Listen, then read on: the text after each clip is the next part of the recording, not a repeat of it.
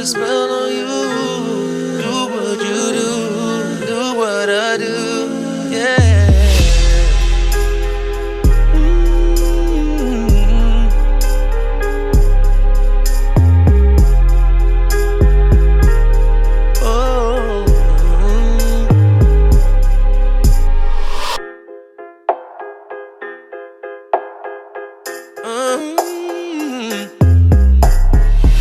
I put a spell on you, 'cause you're mine.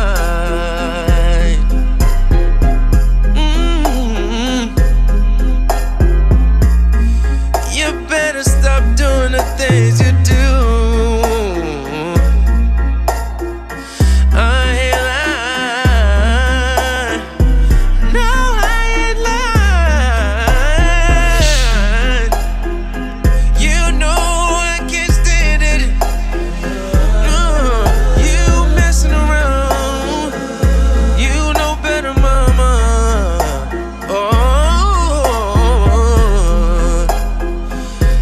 Spell on you, because you're mine. Oh, yeah. Yeah. Yeah. I wanna put a spell on you. Do what you do, I do what I do. I don't wanna put a spell on you. Do what you do, do what I do, yeah. I don't wanna put a spell on you. Do what you do, do what I do. I don't wanna put a spell on you. Do what you do, do what I do, yeah.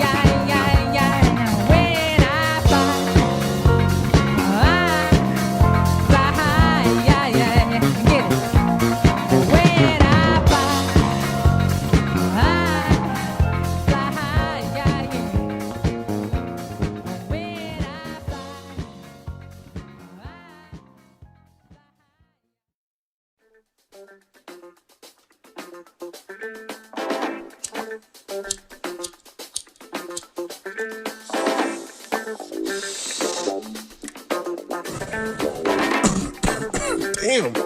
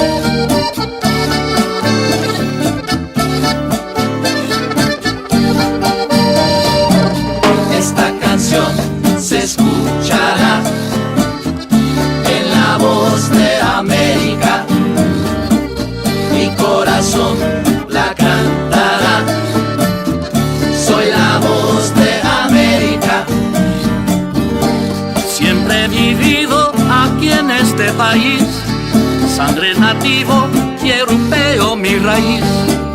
Con cruz y pluma en la mano, te saludo, camarada. Soy de dos mundos, soy hombre marginal. Los antepasados nos dejaron un mural de gente blanco y café, rojo y negro. Esta canción se escuchará en la voz de América. Mi corazón la cantará. Soy la voz de América. Vivo en pueblito y vivo en la ciudad. Soy campesino y soy profesional. Soy indio de las montañas, los desiertos, la reserva. A mis hermanos que fueron a luchar la tierra extraña por paz y libertad, a los que sacrificaron les doy gracias. Esta canción se escuchará en la voz de América. Mi corazón la cantará. Soy la voz de América. Esta canción se escuchará en la voz de América. Mi corazón la cantará. Soy la voz de América. Nuestros abuelos han estado en esta tierra mucho antes de que las fronteras existieran. Siglos de colonialismo, opresión y destierro nos empujó al exilio económico. Y todavía tratando de sobrevivir en este país, somos presas de persecuciones, racismo y división. Nobody standing up, ¿dónde están los líderes? Nobody standing up, ¿dónde están los líderes? Quiero un nuevo horizonte, de ahí seguimos pa'lante, camarada. Esta día tan bonita, yo me siento bien. Yo te traigo una medicina para ponerte en el alma, escuchen. Yo quiero un nuevo horizonte, ahí nada más. De ahí seguimos pa'lante, camarada.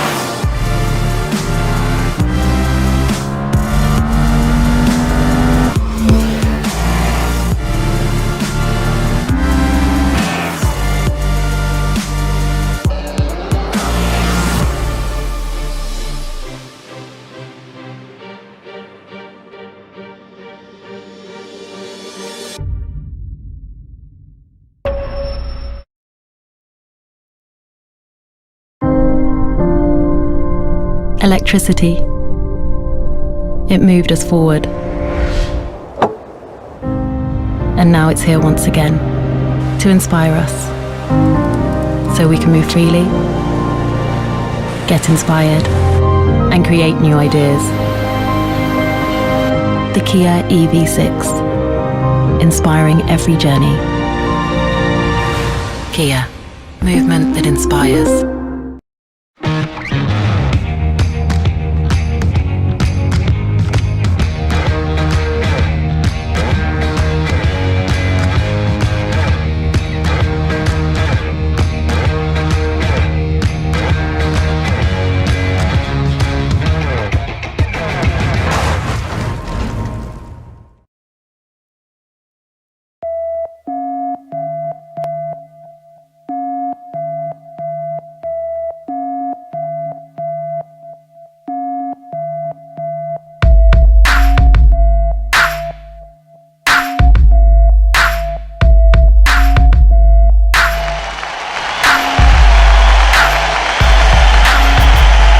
Yes, sir! What is up, peoples? How you guys doing, man?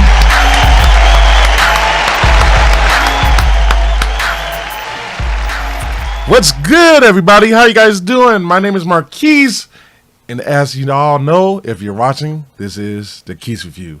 I would like all of you guys thank you for joining me.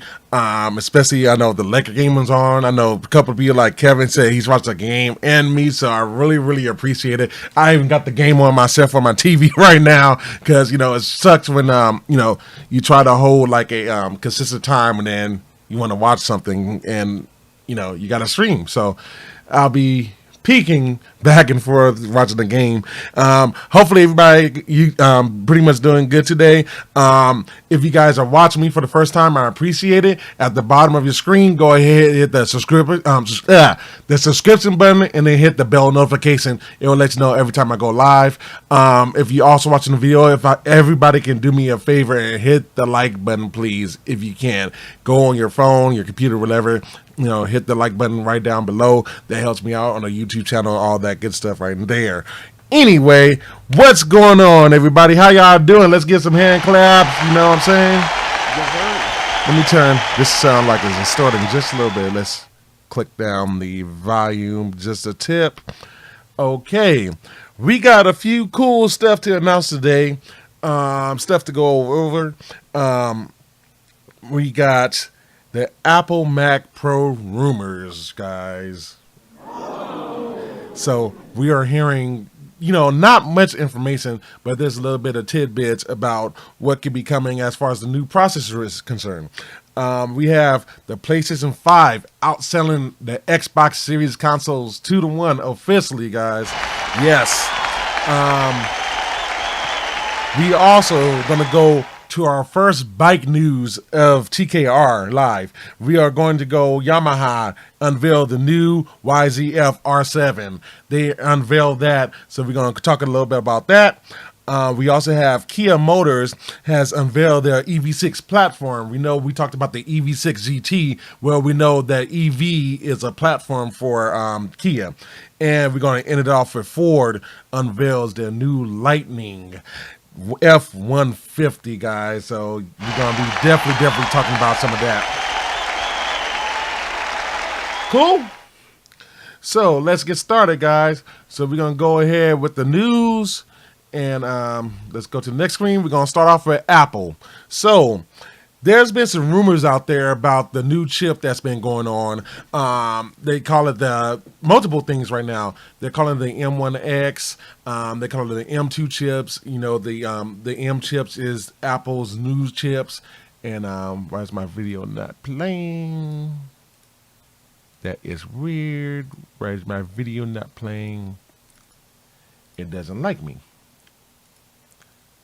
I could have swore I checked this beforehand. So, sucks with technical difficulties, but let's just go to the Apple screen right there. So, let me tilt my camera just a little bit because I'm a little bit off screen, or maybe if I go like that. There we go. So, the new Mac Pro.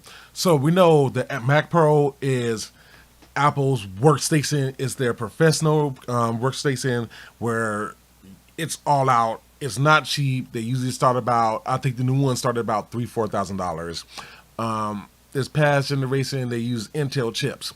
New generation, they're getting rid of Intel chips. They're no longer using anything Intel for what Apple is talking about right now.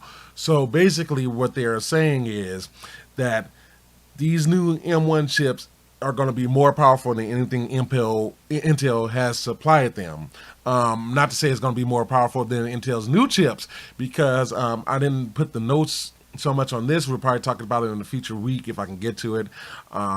We had to cut some stuff out again this week because I didn't want the stream to go million hours. But you can see it down at the bottom that I wrote that they're talking about their new Sapphire platform with their workstation, where they're going to be using the Golden Cove cores and stuff like that. So with Apple, they're transitioning from anything Intel to everything just Apple M1 basically. And they're saying that their new chip, the M2 chip, is what I'm gonna call it. I'm gonna just call it M2. The new M chip gonna be either 20 or 40 cores of processing power. You know what I'm saying? So think about that, guys. So I have it here. I think around my notes. The maximum of the last Mac Pro had 28 cores, right? Which is a lot. Like, people don't realize how many cores that is. Like, 28 cores is a lot of cores, and they're expensive. You're talking about the processor alone probably costs about $4,000 to $5,000 just the processor. You know, so your price of the workstation can top out at $10,000 for that sucker. They're saying that the new workstation is going to be about 20 or 40 cores. Now, they're using the it's hard for me to pronounce the word, the heterogeneous processing, where not all of these cores are like the same cores.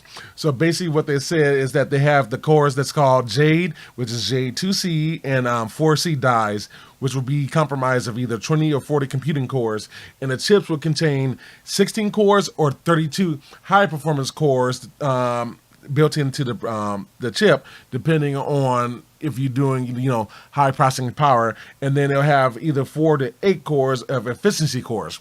So say if you're on your workstation, you're not doing nothing much. I mean, email, web browsing, stuff like that usually don't take a lot of processing power. It'll be using those energy efficient cores, which will bring your thermal power supply, you know, power down, wattage. It will bring it down, which means that you save your cost of electricity on your bills. But that's only about 8 cores. So you know about the MacBook Pro, the iPad Pro, stuff like that. They have like 8 cores to start off with, you know. But looking at this is going to be a full-out workstation where people's going to be doing production work. I don't think it's going to have a lot of efficiency cores. You're going to be looking more for the performance cores. Now, a few questions that I personally have: will these cores or will this computer has a not, I don't want to say external, but a discrete SSD? Does it have really have the ability to do a discrete graphics card? Because they have here that the chip will have a built-in graphics card of either 64 or 128 cores, but will I have the ability to throw an AMD card in there, to throw an Intel card, to throw an NVIDIA card? I will have to expect at least an NVIDIA card, since you're using ARM designs for the chips now. So, you know, what's the PCIe expansion is going to be? No, this is not a computer for like the common folk. You know, like, this is going to be a computer for workstation professionals, for people like me, basically, that needs power, that needs everything running like completely good at 100% of the time. What about ECC memory? The next Intel chips is said to have everything ECC memory. So like every RAM chip that's going to be that's going to be made for now is going to be ECC, like built in. You don't have to worry about paying extra. Like my current rig right now has ECC chips to help reduce errors and stuff like that. So will it have that? Will it be able to have a discrete SSD? And it's kind of weird because you guys are asking me what's a discrete SSD. That means a separate SSD from the chips. So, you know, the MacBook Pro, the iPad Pro that came out this year, the MacBook Air, those has the SSDs built into the chip, which solves a problem, because if those SSDs goes out, you got to replace the whole motherboard, basically, you know, because those chips are no longer going to be in service. And I'm not sure if Apple's got the best read-write on those. It's still yet to be seen. But will we be able to add extra storage in there? Will we be able to add like 128, 256 gigabytes of RAM? Will we be able to do that stuff? Will we, you know, it's so many more questions and answers at this point. But that's the rumors that I pretty much have for this MacBook. They're also saying that models is due to launch in 2022. I'm going to assume also that Apple's still going to keep their design of, you know, it's going to be a rack mount or freestanding unit, because, you know, right now, and one of the most requested things from Mac is to have it be able to be rack mounted. The current Mac Pros is able to be rack mounted, or you can buy the one that's freestanding. Now, I'm also hearing that the Mac Pro will be able to have two designs too. So you have your bigger tower and you have your smaller tower. And the smaller tower to me makes more sense. Everybody don't need a $4,000 production rig. Maybe I just need a $1,000 or $2,000 production rig. That's going to be more realistic than what Apple comes with, because we all know that Apple tax, you're going to pay more and blah blah blah. But do Apple has the ability to make a machine that's going to be half the cost as the current Mac Pro? And I do think it will be something big, because again, like I just said, to ask $4,000 for people that want a high performing Mac is kind of unrealistic. That's also a lot of money, and everybody don't need that much raw power. Maybe I just need 20 cores or even less. Maybe I just need a machine that does 10 cores, 16 cores. Because you got machine learning that's going to be in there too, and they making a huge deal out of machine learning. And then there, the GPU cores, obviously. So it's going to be interesting to see what Apple does, and very, very interesting to see if they can give us a machine that everybody can be happy with, where it's not just one model, give or take, or I have to buy a $5,000 monitor to have an Apple monitor. It's you have to add. I'm not saying add a million product. I'm not saying that. I'm saying give us more options with your brands. Where it's more accessible to everybody else. Because we all know that Apple does charge a premium for everything. So can Apple get to the point where they be like, okay, our machines are really, really expensive. Can we give something to the common folk without us having to go down to the iMac, or going down to the what's the small machine, the Mac Mini, without going to the Mac Mini? Because to me, if I put myself in an Apple user's shoes, I would look at the iMac and the Mac Mini as my choices and hate it. You know what I'm saying? Especially me that adds like add-in cards. Because if you guys remember the ugly trash can Mac, guys, remember the Mac Pro, that trash can design, which utterly flopped. I mean, that was probably the lowest sales that the Mac Pro ever had, where you had to buy an expansion rig in order to put cards in. So you're spending another $2,000, $1,000 on top of that, on top of the cards, which can range in return between a few $100s to a few $1,000s. If you got like one of those Quadro cards, those are a couple of $1,000s. If you add the Pro Tools HDX cards, those are like $3,000-$4,000. So you're telling me I got to spend another $2,000 on top of that and get all this stuff and add it to their environment? And that's why the trash can Mac didn't make it. The Mac Pro, the new one, kind of changed that around, and they added a rack mount, which a lot of people like. But we'll see what we'll have the next one. I really do hope they come with a smaller tower, something that doesn't have as much. Honestly, I would even say go with like a 16 core. So make a 16 core where you have 10 cores, that's going to be your performance cores, and then your other 6 cores as your efficiency cores, and make it a smaller tower, and still make it rack mountable so people can put it in the racks. Because my computer's racked right now, and sometimes I feel like I should have a freestanding, get a freestanding case where it sews off, but it takes up a lot more space, It really, really is going to be interesting to see what Apple does next year with the Mac Pro, because the Mac Pro is kind of like their, how can I say this? The Mac Pro is not going to be their staple. It's not going to be like the iPhone or the iPad or the iMac. But it's kind of like their emphasis on what they can do with products and what they can do with design. So that's pretty much going to be the news that I have for Apple. So, And by the way, all of those are rumors right now still, so don't take that as a grain of salt, But it's going to be interesting to see what they do in the future, and interesting to see what Apple comes out with, because I think they're starting to change a little bit too and start to listen to consumer a little bit more, because even though they're the powerhouse of the industry, sometimes I feel like Apple slips for the exception of when it's the iPhone, you know? So we'll definitely see what they do with the computing line. They got the whole antitrust laws and their store laws. They're being sued by Epic Games. We know that's a big thing right now. We'll see what they do. You know, we'll definitely see what they do in the future. Cool? So that's that, guys. That's all the Apple news that I got right there. So we're going to go ahead and transition to our next subject, which is going to be, you know, my favorite thing to talk about, PlayStation versus Xbox. So we got news a few days ago, officially, that PlayStation 5 is outselling the Microsoft Series X and S 2-1.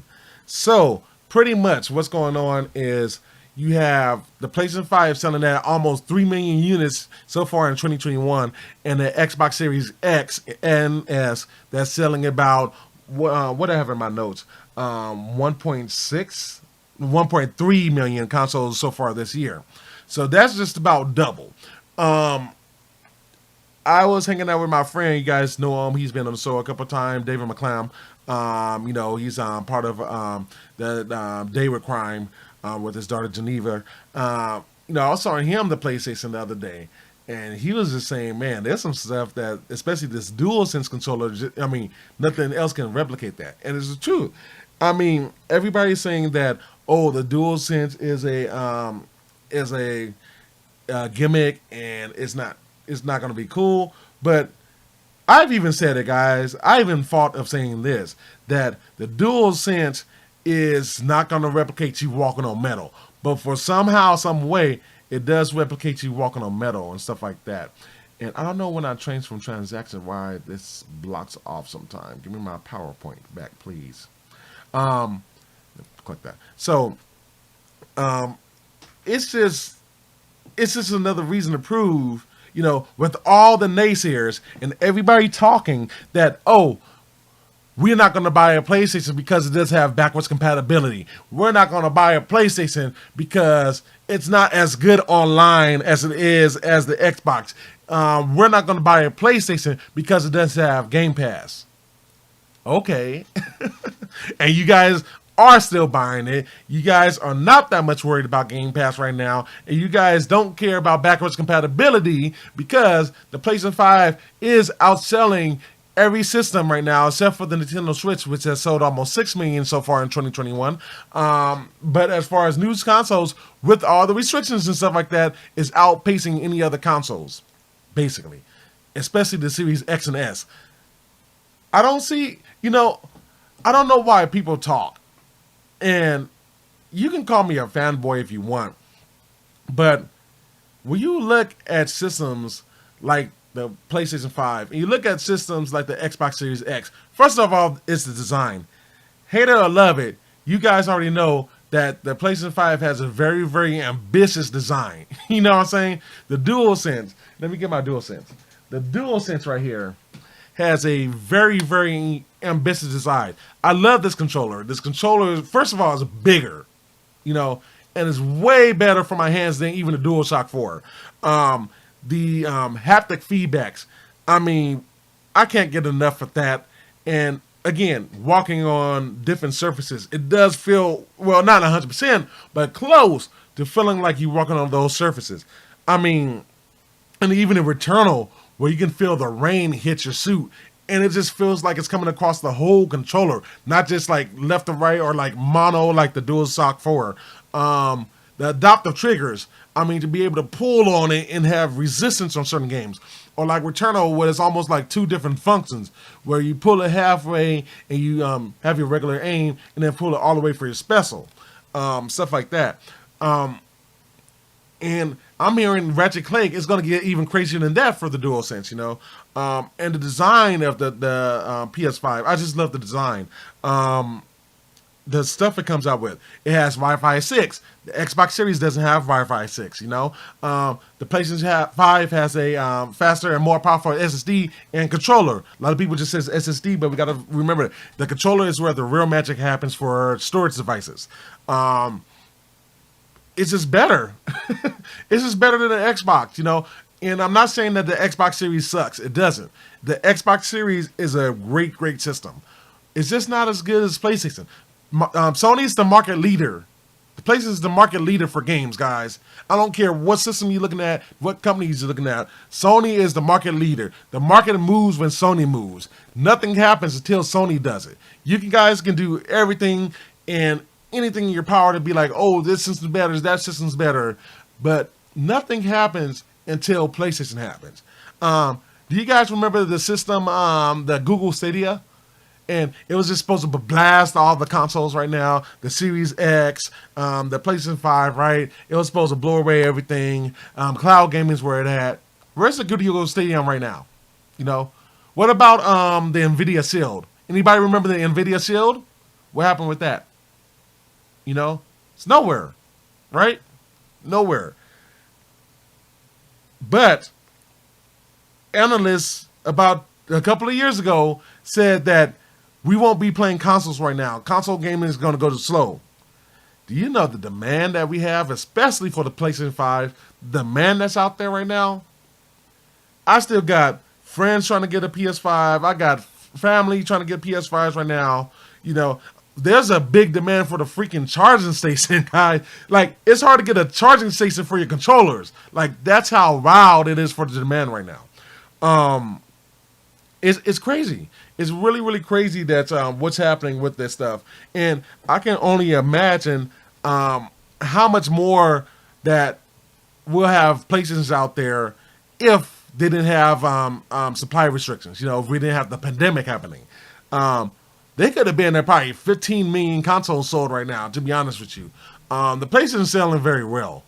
And it sucks because they are also losing money, but that's the name of the game. And Microsoft is too. They say they make no money off the Xboxes.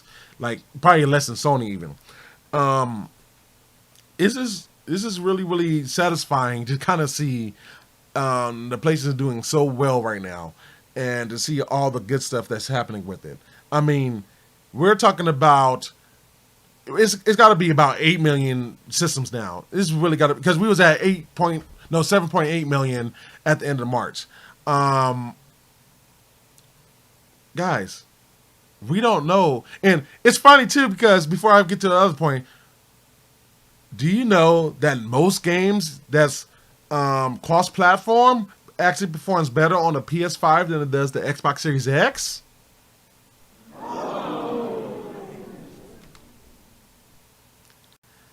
Remember the commercial. Oh, the Xbox Series X is the most powerful console to date. Really? Guys, the GPU alone don't just make for the most powerful console.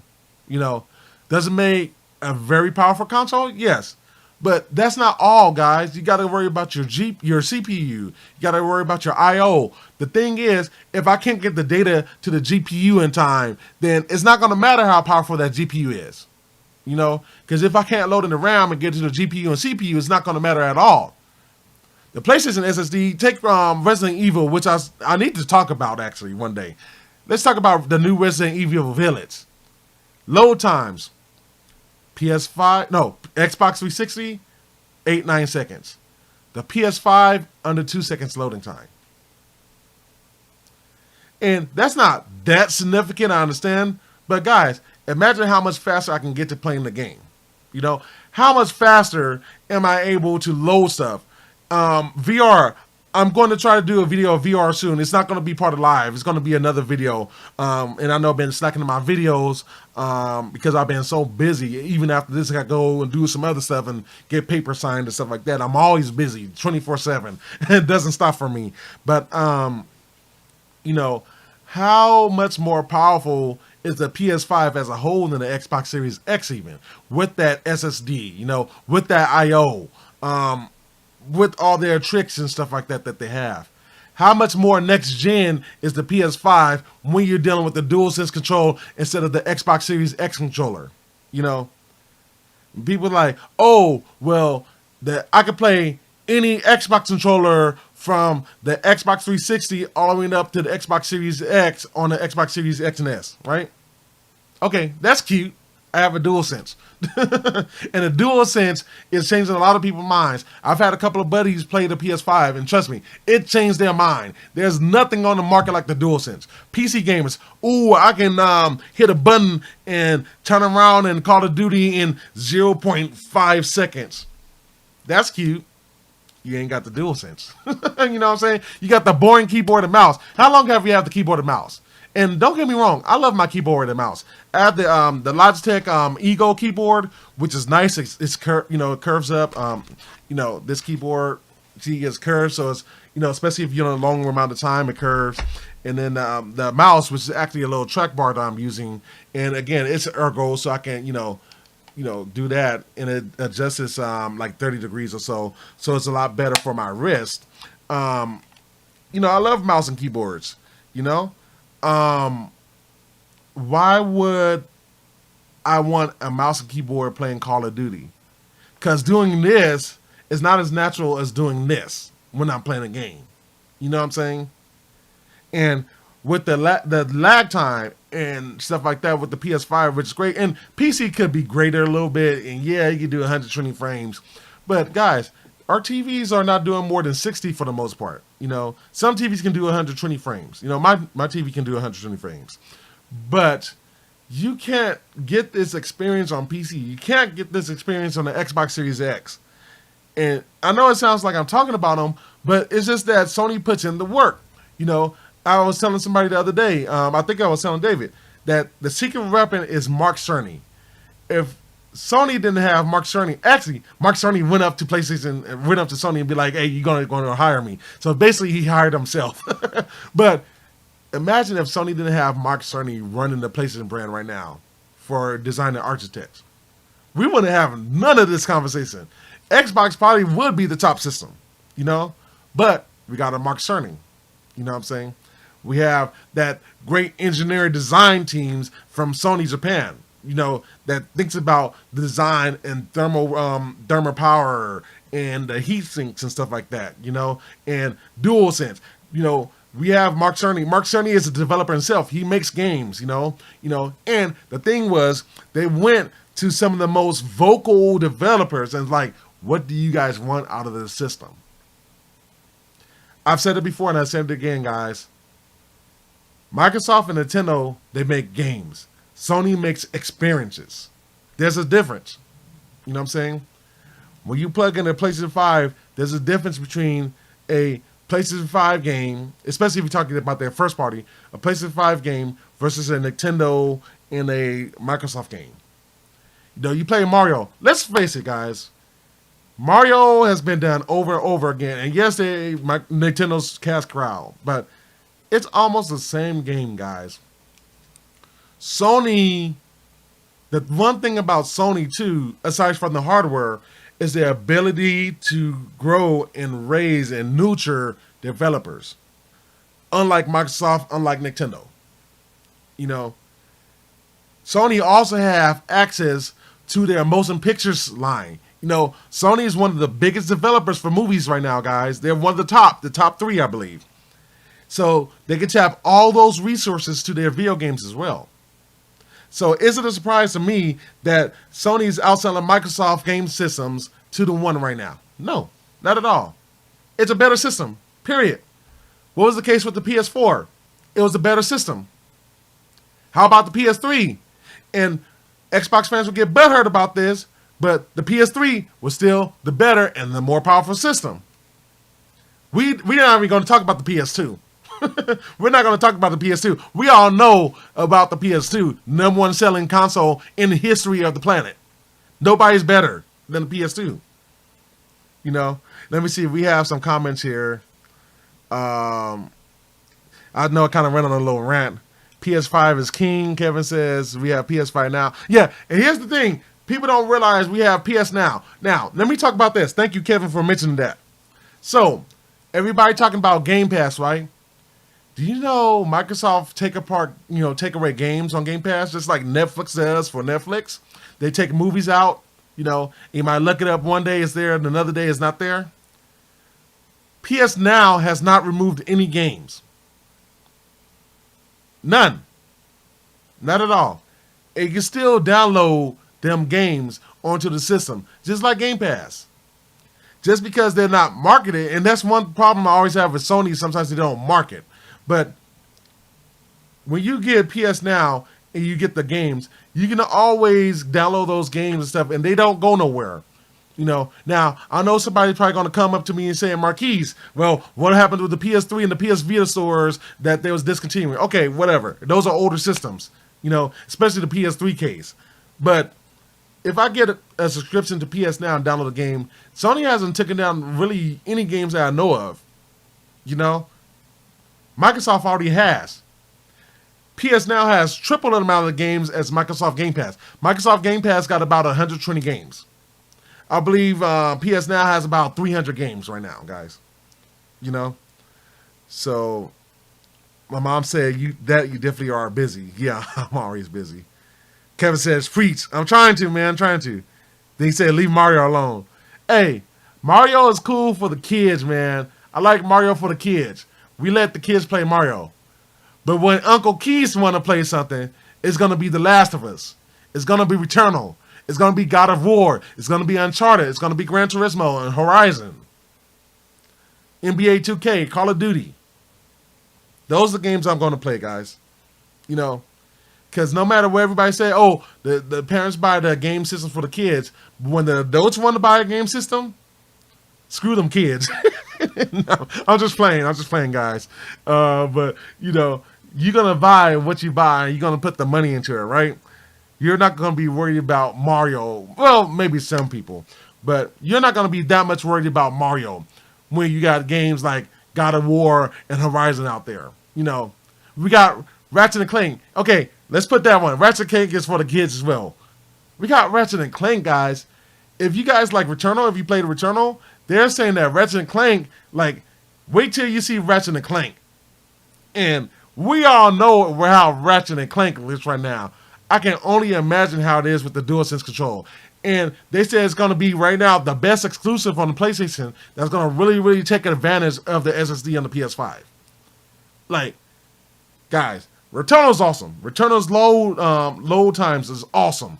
Their use of the DualSense controller is awesome. The use of 4K and all the technology with that HDR is awesome. They saying we ain't seen nothing yet until Ratchet and Clank come out next month. And you guys already know I'm gonna be buying Ratchet Clank. I'm gonna pre-order it because it's gonna start downloading early. So I'm gonna pre-order it. I gotta see probably next paycheck. I think in about 2 weeks, I'll probably go ahead and pre-order Ratchet Clank.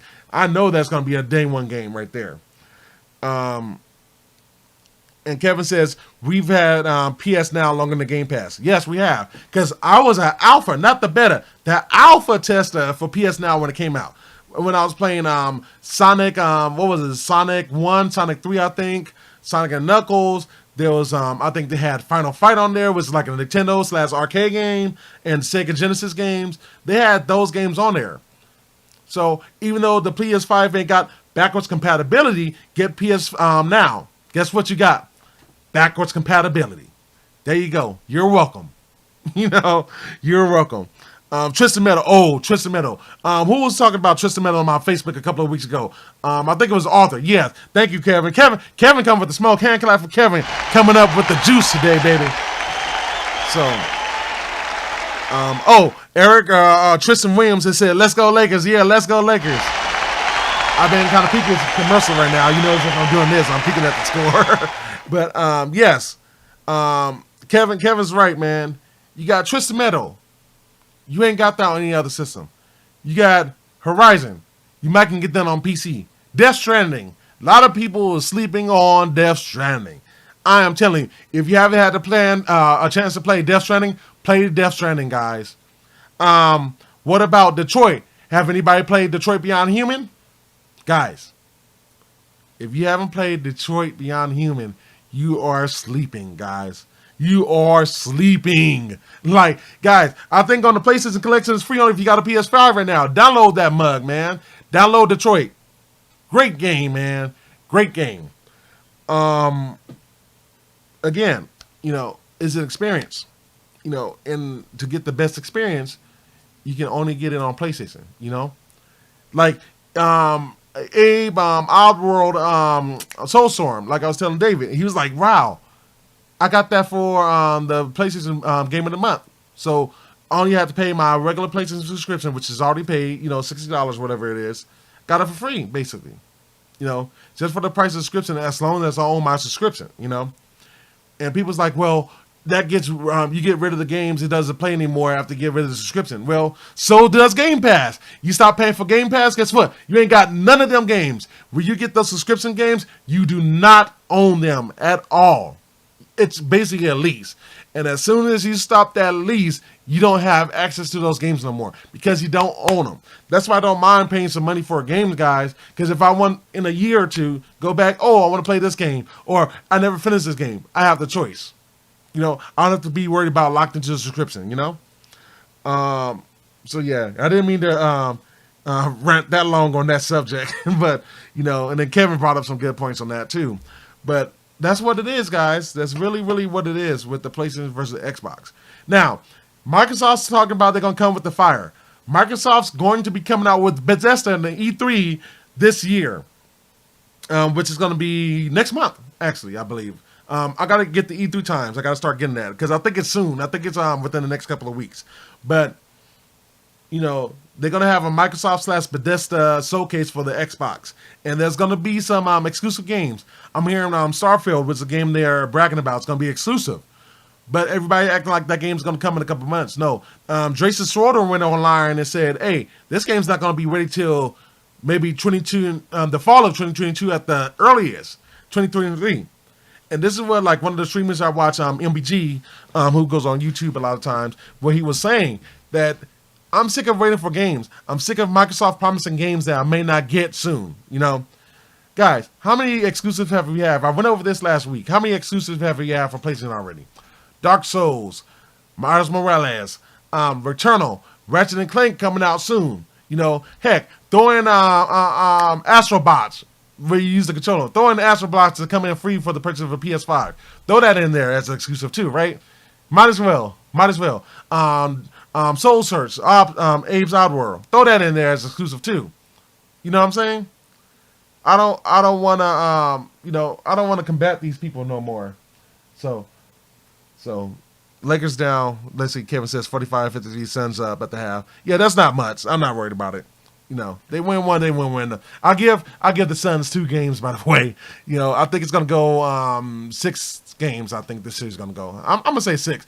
People is kind of underestimating. It's kind of underestimating the Suns. I think.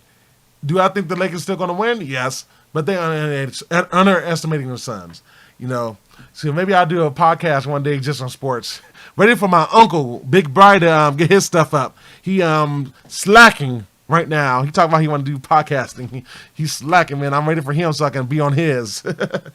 Anyway, yeah, man. I mean, going back to the subject at hand, when you're looking at all the stuff that the PlayStation's coming out with, and we ain't even got to the VR today. We ain't talking about the next gen VR. I'm gonna probably do a video on that too, just separate video. We ain't even talked about that, guys. Like, how great is the next VR about to be? Just from what we're hearing, about to be, guys. Dude, it's gonna get crazy, guys. It's gonna get crazy on them streets for PlayStation. And if you ain't got a PlayStation, you ain't gonna have nothing. At least on the 5, man. I mean, bro, it's nothing like it, man. Nothing like it. PlayStation, man. PlayStation versus Xbox. Sony keeps winning, guys. All I can say, Sony keeps winning. You cannot beat Sony Studios, man. Cannot beat none of those first and second party games. Final Fantasy being announced, guys. E3 exclusive. Final Fantasy is going to come, guys. So Sony's not going to be at E3. They already said, which is no surprise there. But they're going to join Jeff Keyse Summer of Games, which I love. And they're saying that Jeff Keyse stuff is better than E3. Sony's going to be there. And they're saying there's some big announcements coming for the Summer of Games, guys. Big announcements. Sony doesn't have to be in E3. They're the market leader. Just like Jim Ryan said last year, before they sold off everything, we let the games do the talking. We don't go on there, Phil Spencer, and talk about, oh, we got this game coming out. You know, what was that? What was that movie? I think Don't Be a Menace to the Hood. Homeboy comes out, I got them cheeseburgers. I don't want to hear about it. I want to see it. You know, I want to see what you guys do. If I'm spending my hard-earned cash to buy into your ecosystem, I want to see what you can do. I don't want to be talking, man. Give me some stuff. Give me some good stuff, man. You know? So that's PlayStation, you know, versus Xbox. Well, shares will do. Cool. Alrighty, guys. So let's go on to the next subject. Yamaha, baby. We got our first bike video subject. Yes, sir. So, and before I get to that, if you guys just tuning in, I would like to say thank you guys. Thank you for supporting me.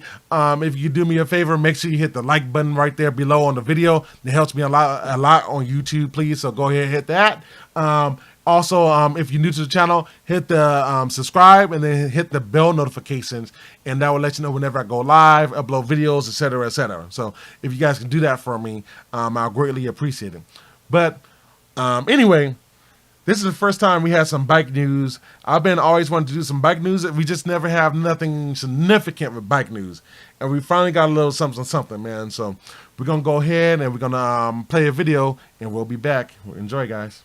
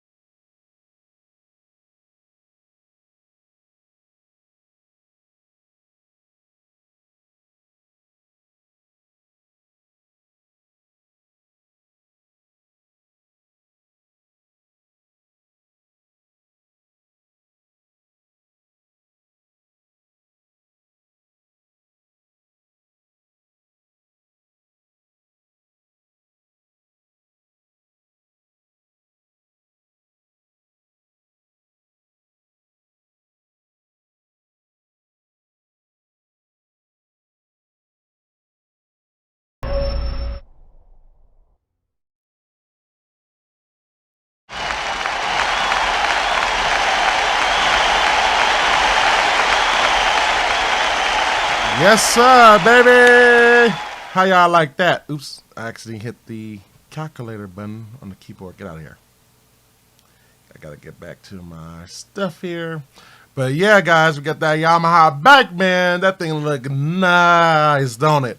So we got a couple of comments. Janelle said that's a nice bike. Kevin says, bro, you're gonna have to get back on those riding classes. That bike is sick. Yeah, man, I will. My legs almost healed. You know, let's praise good health. Thank God. Actually, let's put this in full screen. Just admire that sucker right there. Look how nice that bike looks, man. So anyway, Yamaha Motors had made a presser, and they said that the YZF R7 was developed under the concept of a fun way to master the super sport. These are the main parts of the components of the MT-07, which has gained a following as a sports bike suitable for a wide range of riders. The YZF R7 aims to be a super sport model that the motorcyclist of the wide range of skill levels can fully extract its performance, and forms a blend and cutting edge super sport styling with sporty handling. So, yeah, man, that stuff looks cool. Now, there's been a little bit of drama with this bike. Actually, let's go back to the pictures. The pictures look nice. Look at that. This is catching my eye. I'm about to rewind the pictures. Might have to rewind the pictures. That's a nice looking bike. Let's rewind a little bit. Let's go. Actually, let me go directly. Since my computer seems like it's being keyed in today, man. Loving it. Anyway, look at that. Like, just look at that, like, stance. The only thing about the Yamaha bikes, I did get on one at the show a couple years ago before the pandemic hit, and it feels like the pegs are too tall when I was getting on the R1 and the R6. The R3 felt comfortable though. So I'm interested to see how the R7 feels when I get on it. Hopefully I have the chance. They saying they're gonna have that the bike stick holding back. So we'll check out the bike show, and I'll let you guys know if you guys want to come check it out too. Let me see what we got comments. Jania says, "I can see you with the blue bike." Oh, you let me show my face real quick. Let me show my face. You already know I'm getting the blue bike. You guys already know. So it's gonna be interesting because, like, I've been thinking, when stuff start popping off this year, and I get my blessings, I kind of wanted to get a bike. I've rode bikes. I'd had my my permit, which is probably expiring right now. Thank you, pandemic. But yeah, definitely. And then my mom says safely. Of course, I'm always safe. I am always safe. Honestly,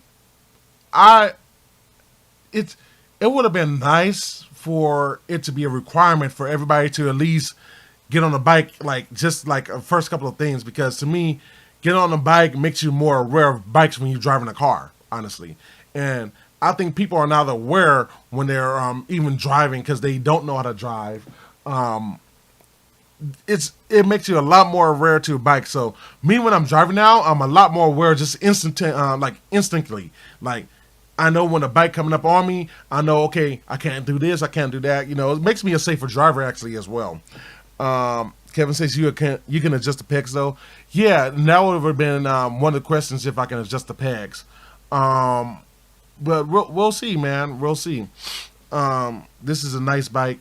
We'll go ahead and do some B-roll right here. Oops, why is the B-roll not playing? Is this video acting up too for some reason? This video acting up too. I don't know why. So let's just go back to the pictures, I guess. So let's go back to that first picture.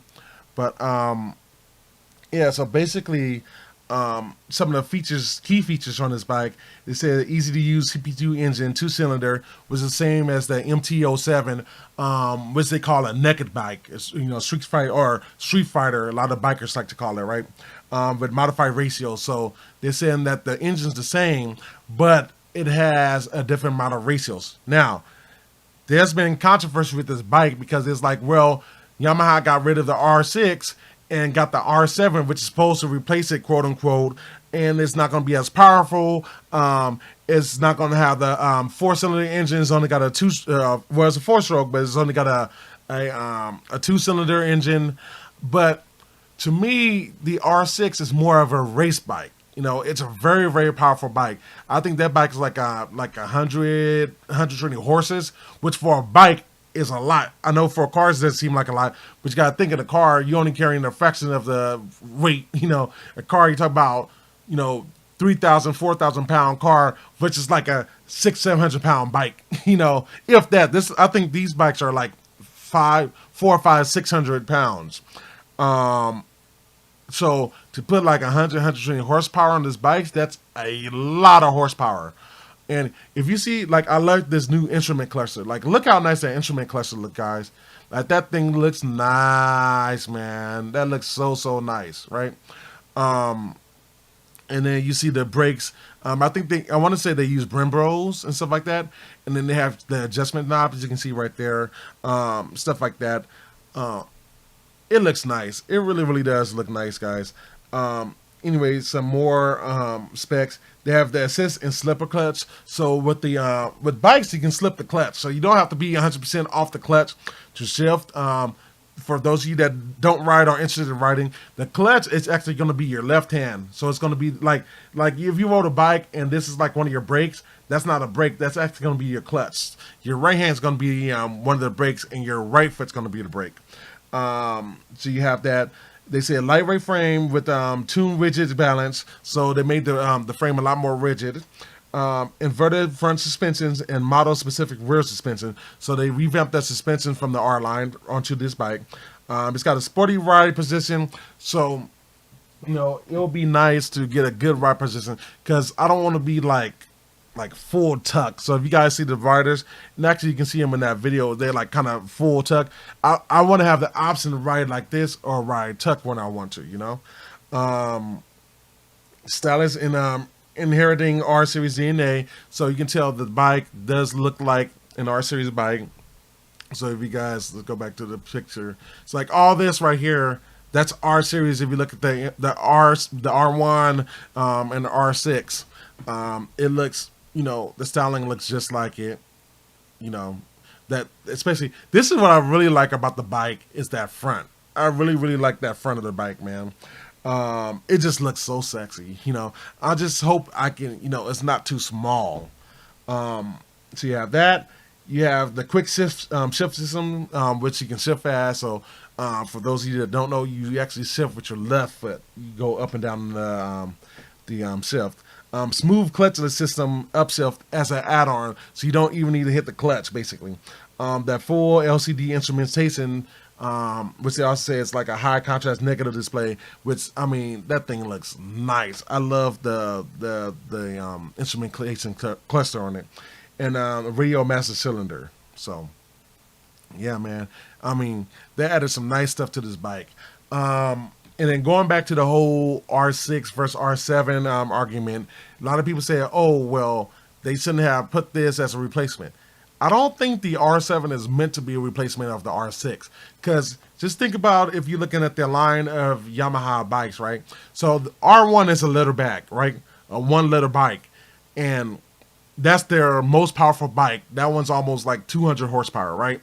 And then you have the R6, right? R6 about 120 horsepower. That's going to be a 600cc bike. And then you have this one, the R7. So the R7 is going to be a 600, almost 700cc bike. But again, it's just the two cylinder. So cc doesn't always mean power. A lot of times for bikes, it just means with the fluids and stuff like that. They said this bike's going to give you more low end torque. Again, the R1 and R6 is more like race bikes. You really can't do much on the street with them. That's almost like asking you to drive a Mars riding on your streets. You're not going to use half the horsepower. So the R7 might be that good balance between the street and the track. And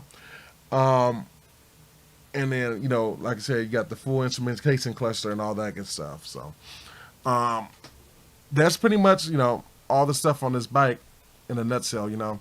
So here's some of the specs of the bike. They don't have the horsepower down yet. Gonna guess it's probably gonna be about 80 horsepower, maybe 80 to 100 horses. Fewer injector cores, chain drive, and it's about $9,000. So starting off. So that's the specs of the bikes. So good job, Yamaha.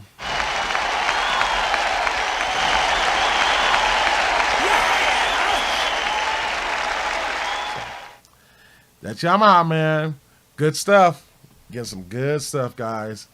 And I'm glad I was able to do a bike segment. Finally, I always wanted to do it. So that's that. And that's it for Yamaha. So we have commercial. Look at Lord, Shaq. Give a hand clap for Shaq. I love Shaq Papa John commercial.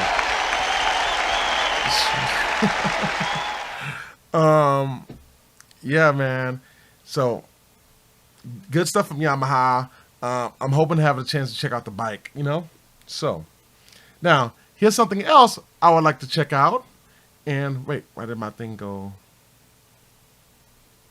Yeah, I might have just clicked on the button. Anyway, in for something else I would like to check out, and that is Kia.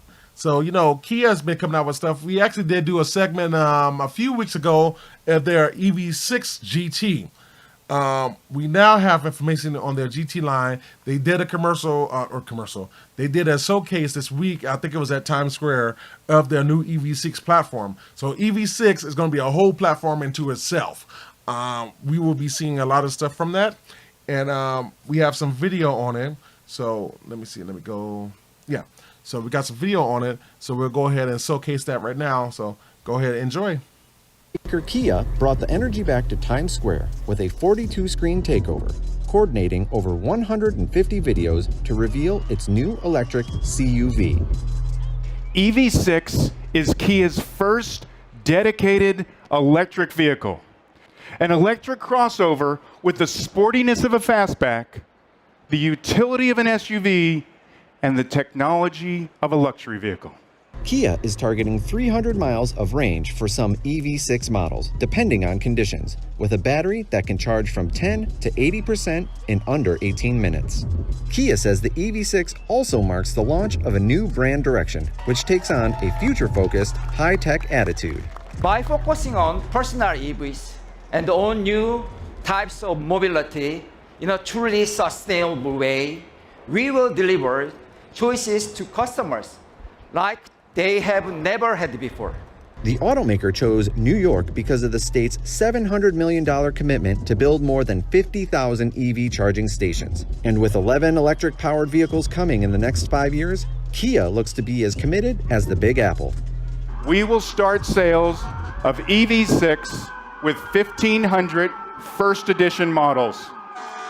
These exclusive vehicles will let our biggest fans tell the world that they were the first to join us and embrace the EV revolution, just like the city of New York and just like Kia America. Kia EV6 reservations open next month with sales starting early next year.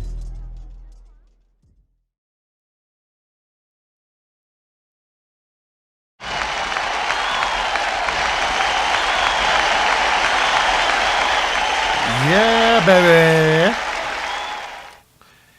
That is the Kia EV6, guys. So, Kia has announced that the EV, this is going to be a platform with the number insinuating how high it is on the series, So I'm guessing we're going to see EV3s. We're probably going to see an EV1, stuff like that.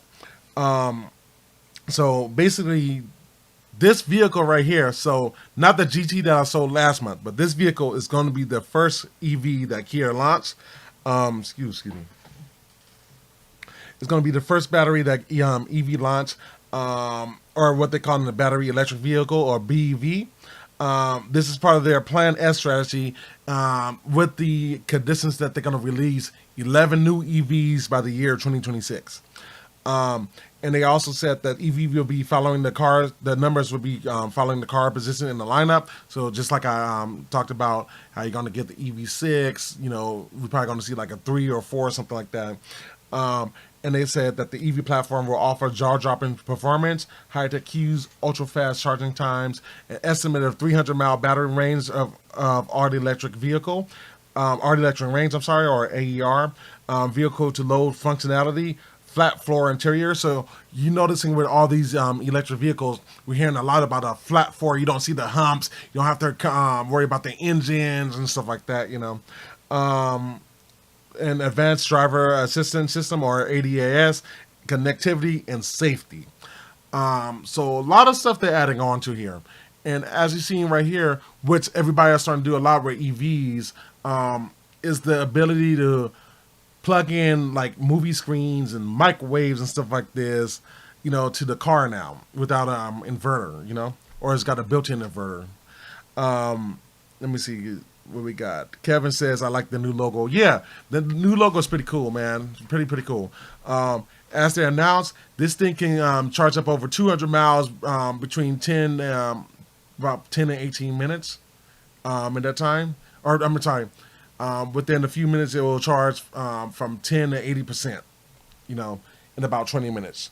That's pretty good, you know, especially if you're like running behind and you forgot to plug it up, charge it, plug it in for about 15, 20 minutes, you get about 200 miles to the gallon. 200 miles to the gallons. Whatever. Yeah, I need to put a or laugh on there. I need to add that to my sound box.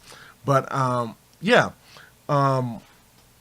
that's what they're coming out with. It's a lot of stuff.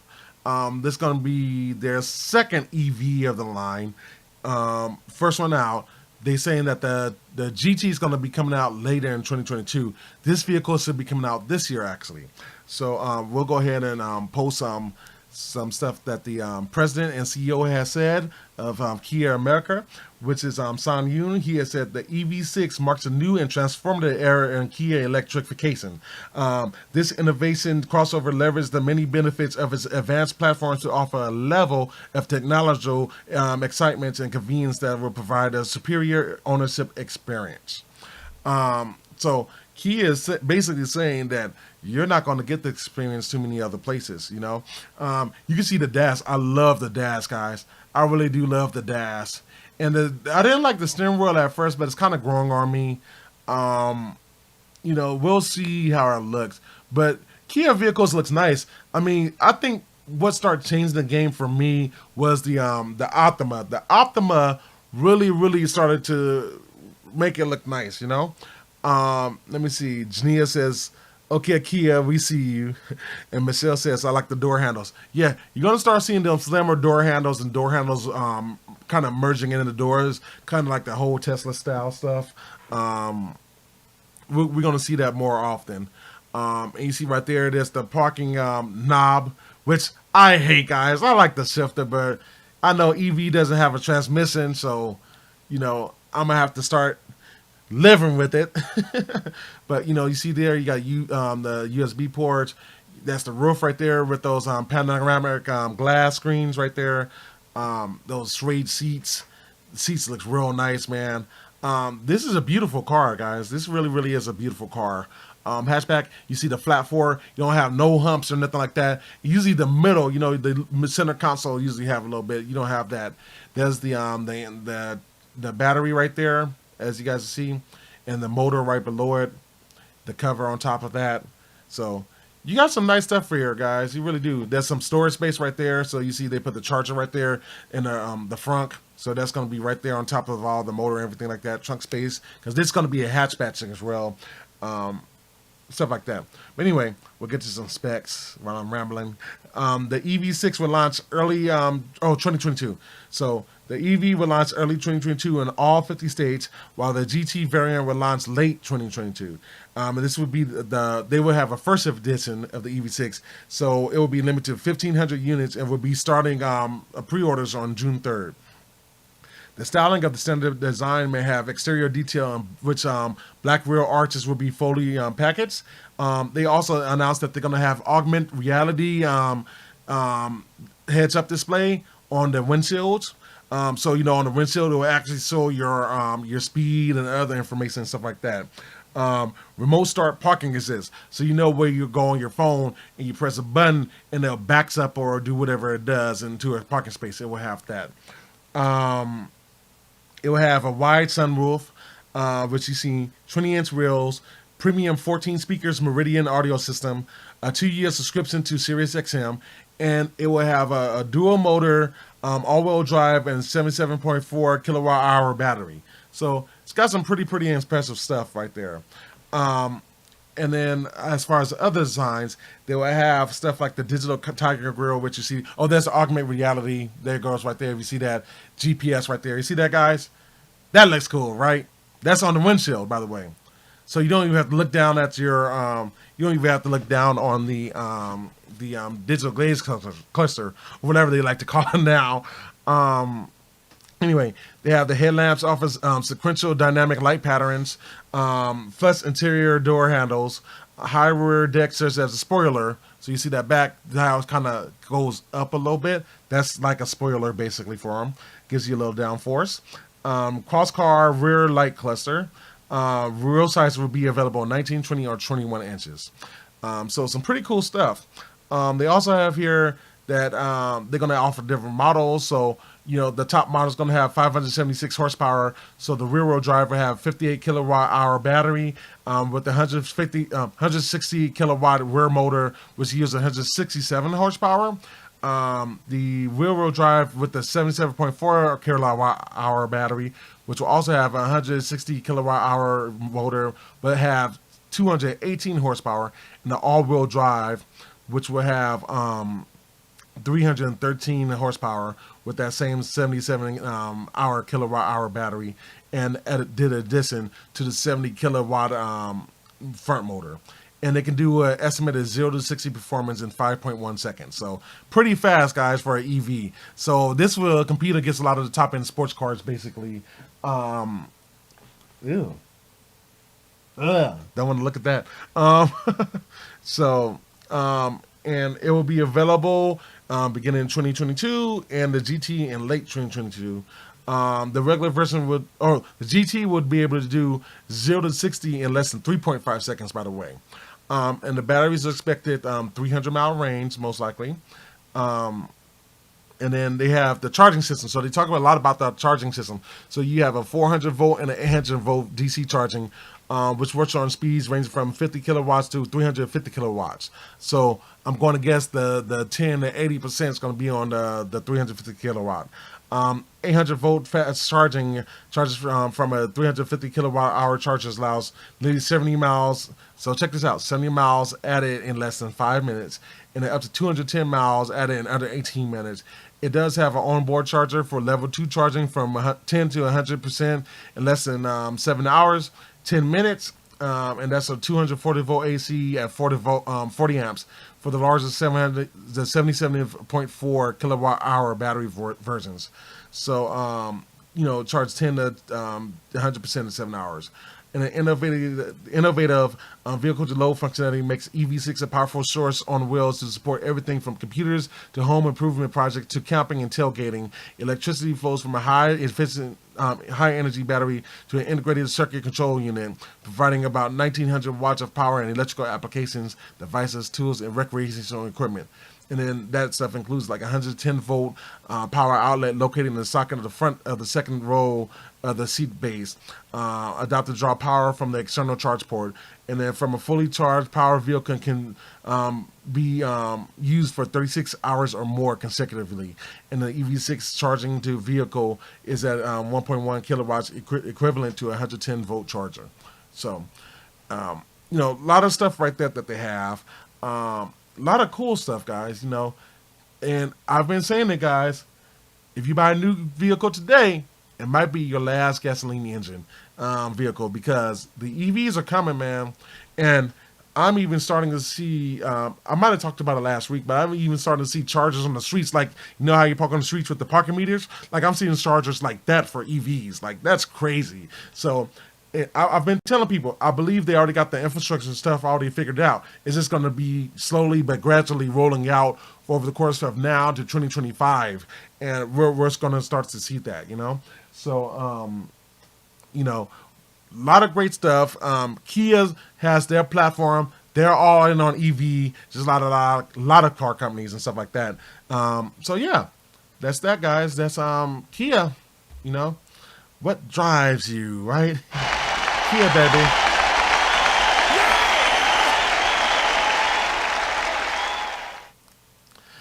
So a lot of cool stuff, man, and it's gonna get crazier by the month for EV vehicles, because everybody's gonna get into the EV game.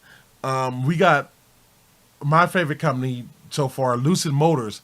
They're about to go public, so we're gonna see what they're gonna do with that stuff as well, And remember, I talked about that, possible Apple rumor last week with Lucid Motors, So EV game's gonna pick up, guys, and it's gonna pick up with our last subject of the day, which is gonna be the next Ford F-150, guys. So, this thing wild, baby.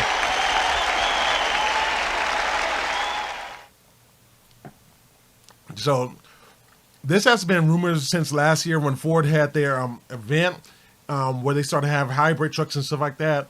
And there was rumors that there was going to be an EV line of trucks, just pure EV. We finally got our answer on that with the Ford F-150. No, let me do that again. With the Ford F-150 Lightning. So they announced a lot of good stuff, and it's pretty cool, man. I do have to admit, like, the technologies that they have, and it's pretty cool.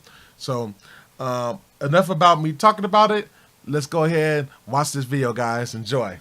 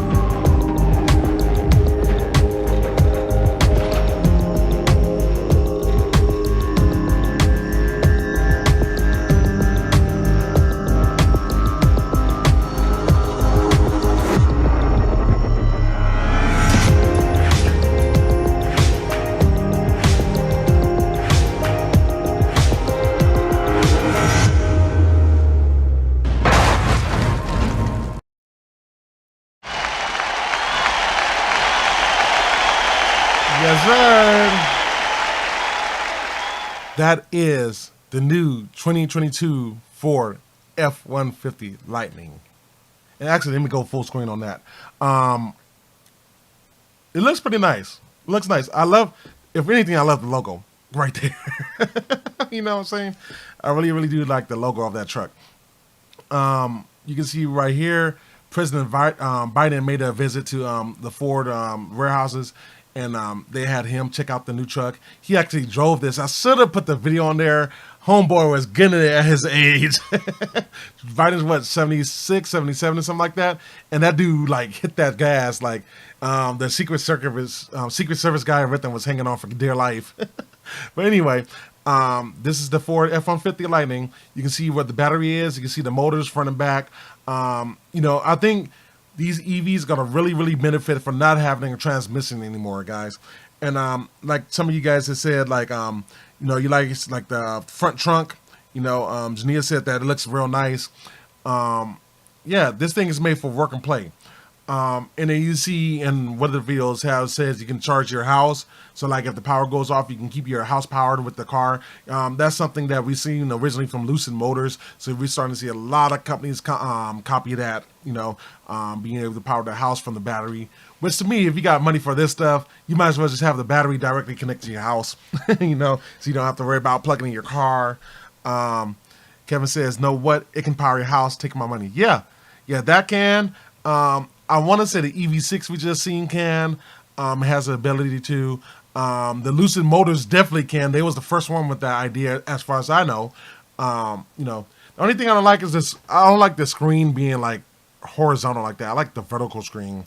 To me, I think that's just like too big. But hey, to each his own. Digital gauge cluster, push to start. You can see right here they're powering power tools, so the power tools running directly off the truck, stuff like that. So yeah, Kevin says, "Oh, he's getting one." Guess you mean President Biden? Yeah, if they let him drive, yeah, he's gonna get one. Yeah, man, like it really, really is pretty cool to see some of this stuff coming out.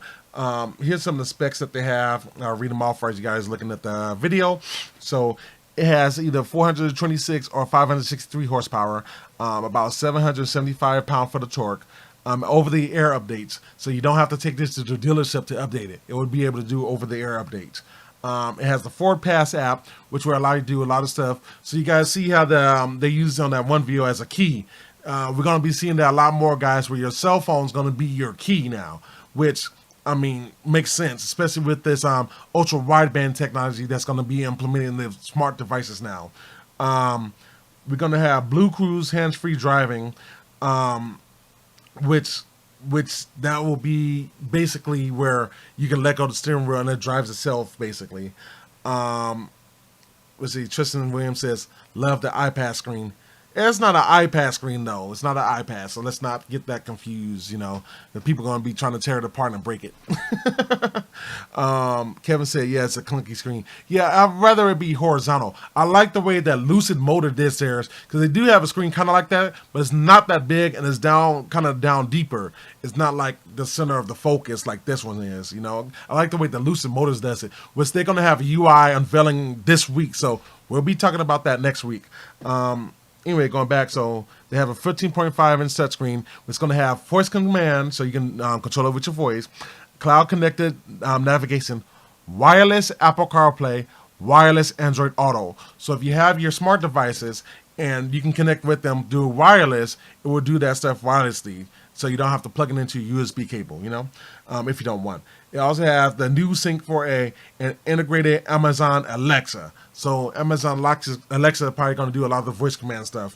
Phone as a key, or like I would like to say, PAK, P-A-A-K. So phone as a key, so you can come up to the car. It will open up and stuff if you have the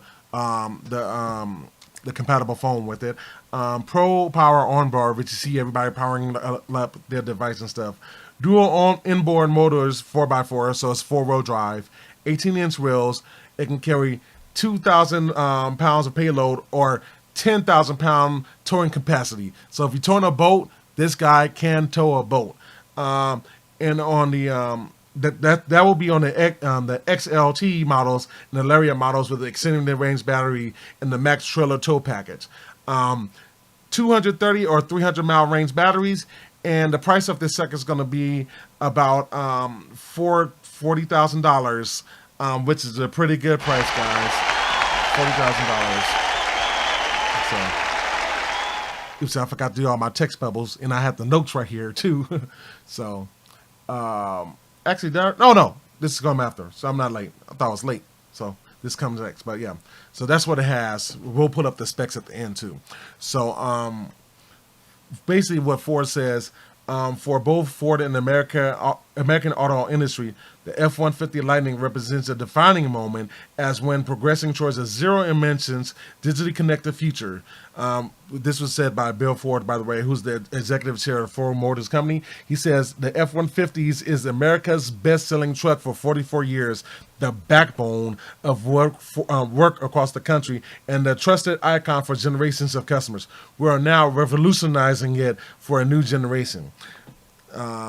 And then the next slide says the F-150 Lightning is a pillar of the company's more than $22 billion global electric vehicle plan to lead electrification in areas of strength. Ford is starting with the zero emissions version of its most popular and best loved franchise, the Mustang, the Transit, and F-150, with much more to come in the years ahead. Wickedly quick, off the mark, quiet and smooth, the F-150 Lightning delivers a new experience for truck owners at a starting price on par with today's similarly configured F-150 trucks. The electric platform's lockable front. The electric platform unlocks new capabilities as well, such as enough energy to power an entire home and a massive lockable front with power and charging capabilities to spare.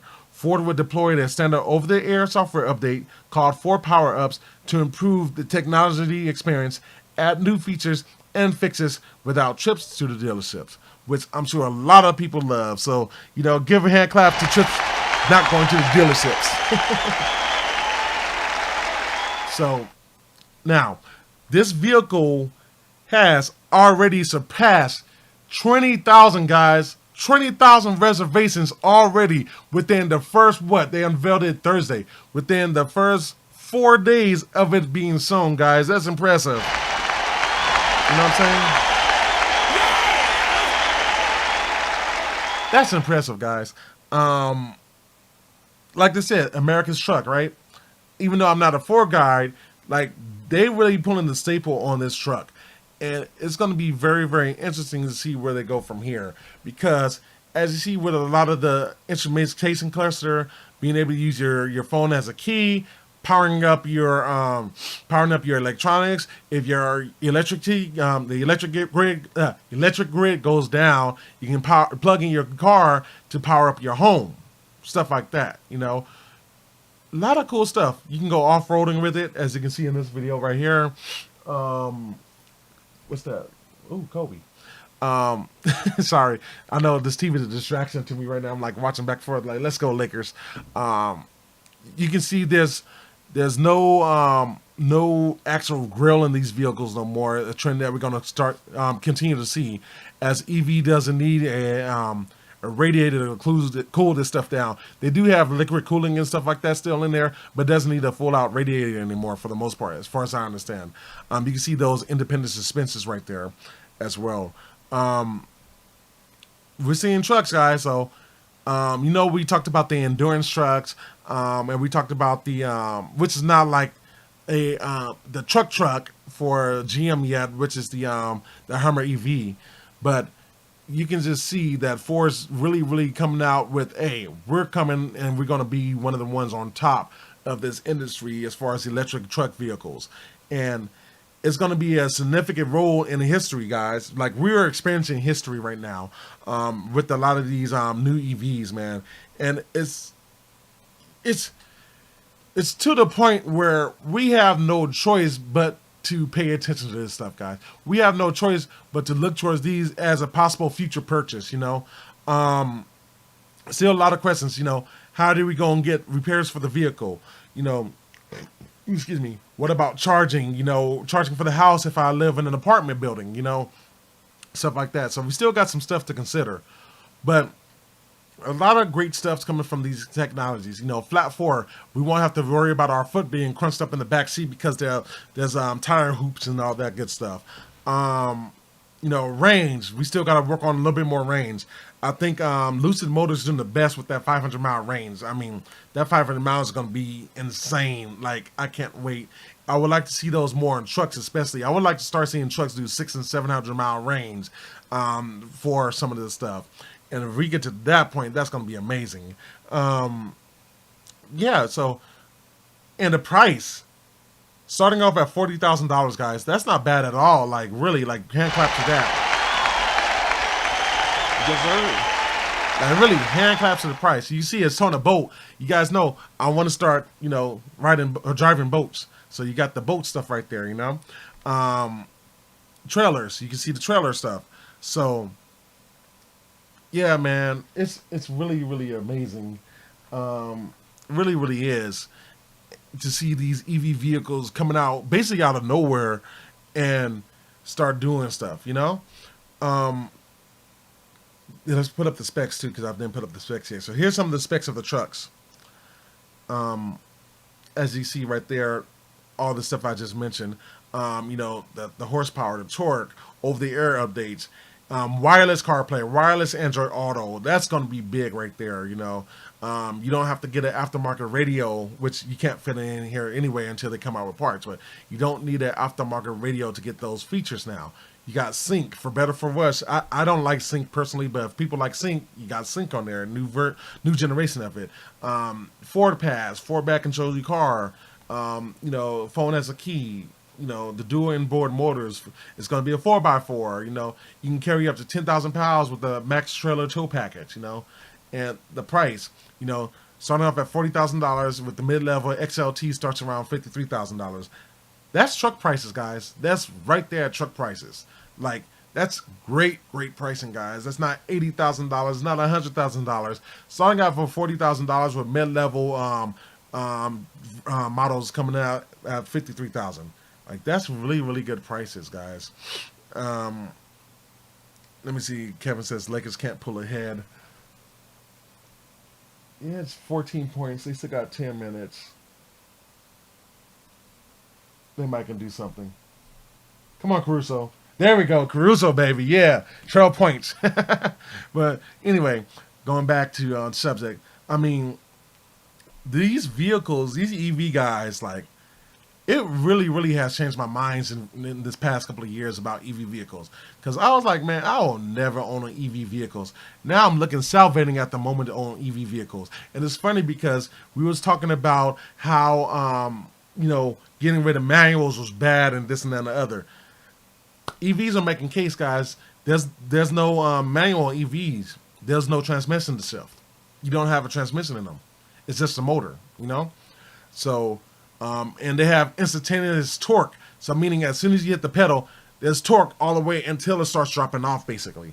Until it hits its max. So, I mean, there's some great stuff with this EV, guys. And I mean, I can't wait to see what is going to hold with the future with these vehicles, man. I mean, it's awesome, man. It's awesome. The only thing I'm concerned is about some of these are going to be too quiet. So, but who knows? That might be a good thing, And as time progresses, we're going to have more AVs than gasoline vehicles eventually. So maybe it might be for the better. Who knows? We'll definitely see about that, man.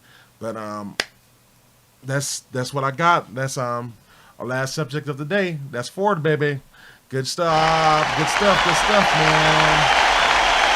Appreciate you, baby.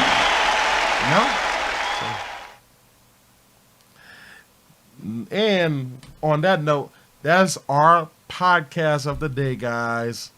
Yes, sir. Anybody got any questions or anything like that? Post in the comments. We usually put this for credits and stuff. So if you guys have any questions or anything, I'm reading your comments right now. Got some music playing, all that good stuff, guys, man. This has been fun, man. We got some fun stuff that we announced today. A lot of vehicles today, man. Got the, got the motorcycle. We got the new R7 coming out. We got the Kia EV6 platform coming out next year. We got, of course, the F-150 Lightning coming out. We talked about a little bit about the Mac Pro rumors. I ranted about the PlayStation 5 versus Xbox, the ongoing saga, just like Lakers versus Celtics, right? So, a lot of cool stuff, man. A lot of cool stuff that we have, and it's only going to get started, especially with EVs. And you guys already know I'm talking about doing maybe an EV only episode one day, where we're talking about some of the top electric vehicles and stuff like that. I think I'm gonna do that. I think I'm gonna start, lightly doing it, and then probably have it for a future live episode. And we can see what's coming out, and then you guys basically have like a virtual car show of vehicles and all that good stuff, So, hey. lot of cool stuff coming out as usual. Of course, if you guys ain't got a PlayStation 5, they're announcing they're coming out with more. They're producing more, so there will be some more PS5. So, you know, stay tough if you don't have a PlayStation 5 or if you want a second PS5. You know, like keep on going. Let's see. Kevin says LeBron down. He's some free. Oh wait. Oh, elbow.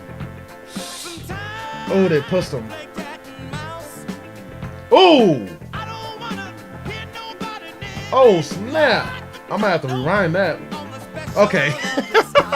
Wow! What am I missing?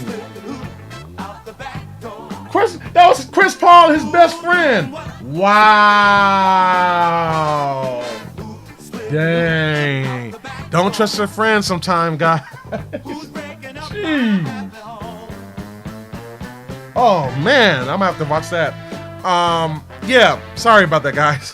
But I got great soul, brother. Yeah, thank you guys. Thank you. I really appreciate you guys supporting me every week. For those of you that are regulars on the show, again, if you're new, do me a favor, hit the subscribe button, hit that bell notification, let you know whenever I go live. We also have, you know, if you hit the like button for me, that helps me out on YouTube, gets the word out. We're almost at 100 users, guys. We're almost there. We're definitely getting there, guys. I'm so happy with that. But yeah, man. I can't wait to have you guys back in next week. We'll talk about some more stuff, more EVs, more conferences. We'll definitely be talking about Lucid Motors and their show that they're going to be having this week. And yeah, man, any other news that we start having, I'll definitely be talking about it. So, hey, thank you guys so much for joining my show. Again, please hit the like button before you guys close out today. Enjoy the music at the end. Really do appreciate it, guys. And I'll catch you soon, okay? You guys be safe. Love your neighbor. I can't talk today for some reason. I cannot talk. But love your neighbors. Be safe out there, guys. Get your vaccine shots. You know, I'm be getting my second one pretty soon. So get your shots if you feel comfortable with it. And yeah, be easy, man. This is Marquise from the Keyse Review. Live, baby. Signing off. Peace. One. You guys take care. Laters.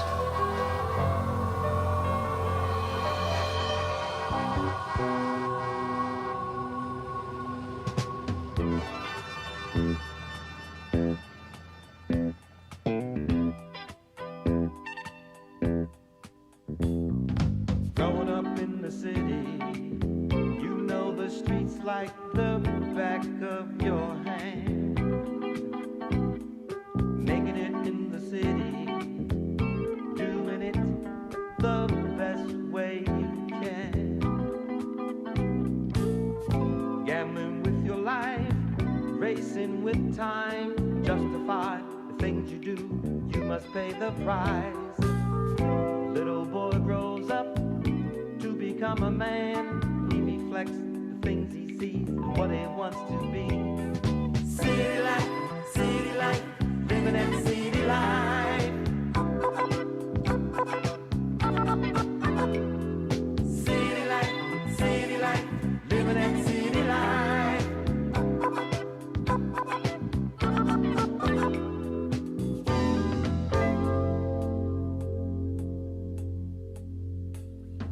Growing up in the city, gets his education on the back of the bus. Making it in the city, his vision channeled by the challenge he must face. Little girl grows up to become a woman, torn between right and wrong. There's a 50-50 chance. The news is brought to her by the 4/4 beat on her radio. Oh, city life, living that city life.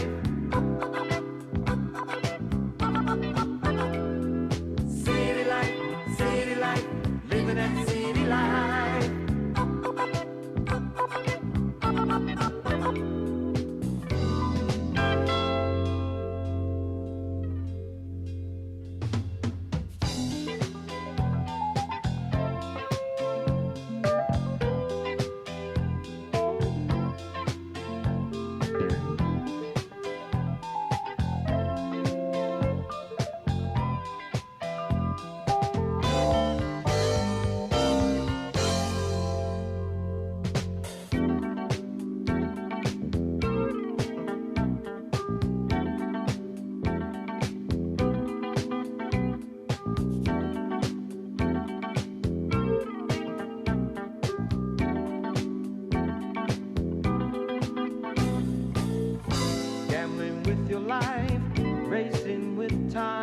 justify the things you do, you must pay the price.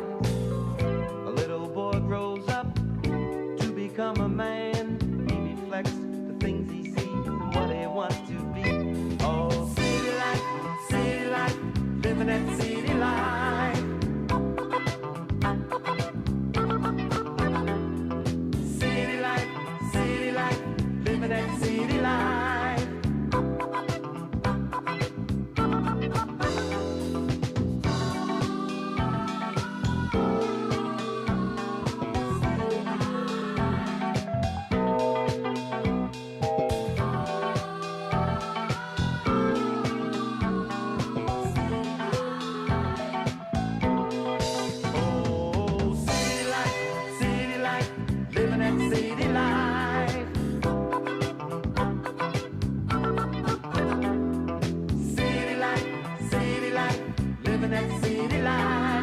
Be a star with broken dreams. Oh, city life, living that city life. City life, living that city life. Making it in the city, doing the best you can. Oh, city life, living that city life.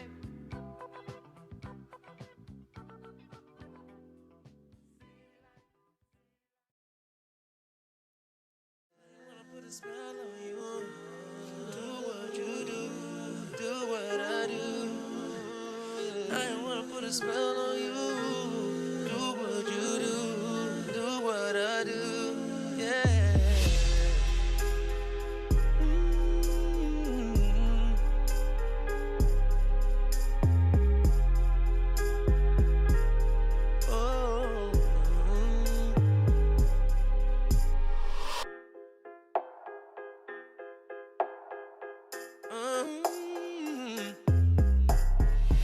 I put a spell on you. Cause you're mine.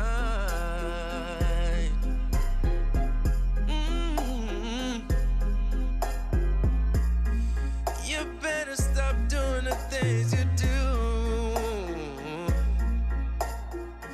I ain't lying.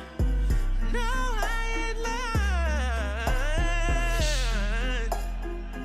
You know I can't stand it. You messing around. You know better, mama. Oh, I put a spell on you because you're mine. Oh, yeah.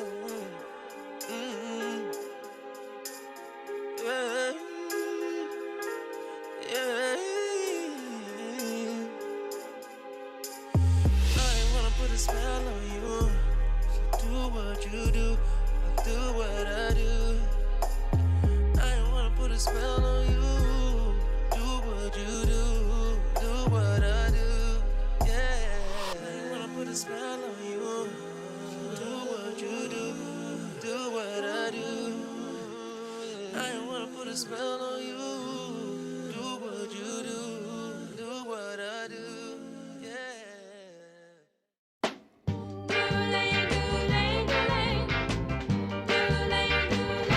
She's so fine. I wish she were mine. That little girl over there, one with the lovely hair. I don't know how I'm gonna do it, but I'm gonna make her mine.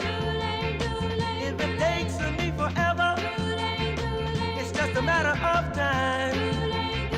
She's a soft-spoken girl, also seems kind of shy. Makes me wonder why. Shouldn't even give her a try. But then again, she can't shine. She can't shine away forever. And I'm gonna make her mine. If it takes me forever. She's so fine.